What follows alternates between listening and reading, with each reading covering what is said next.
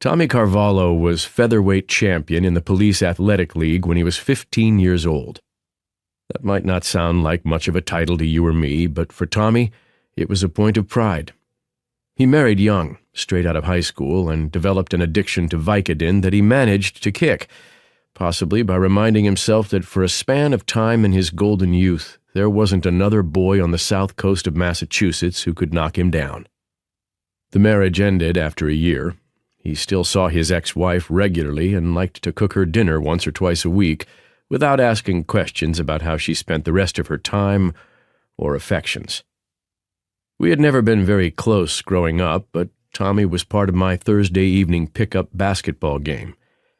Most of the year we played at the Y, but in the summer we went to the beach. It was 5-a-side, full court, and Tommy was an able, if slightly undersized wing who liked to run. He had a carelessness about him on the court that I always admired. Whenever I pulled a rebound, I looked for him streaking down the sidelines. In the time since he cleaned up, Tommy had taken over as the head of Parks and Recreation.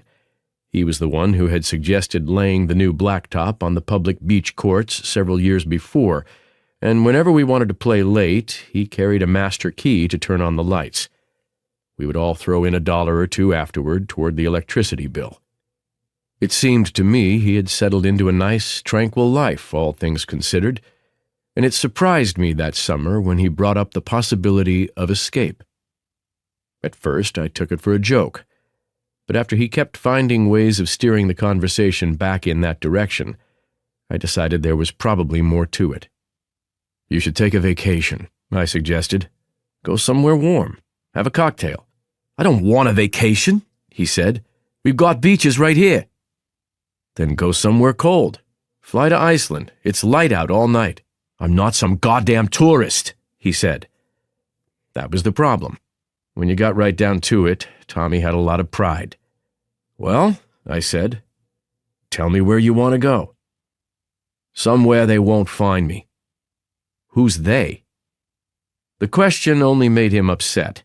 In addition to the pride, Tommy had a temper.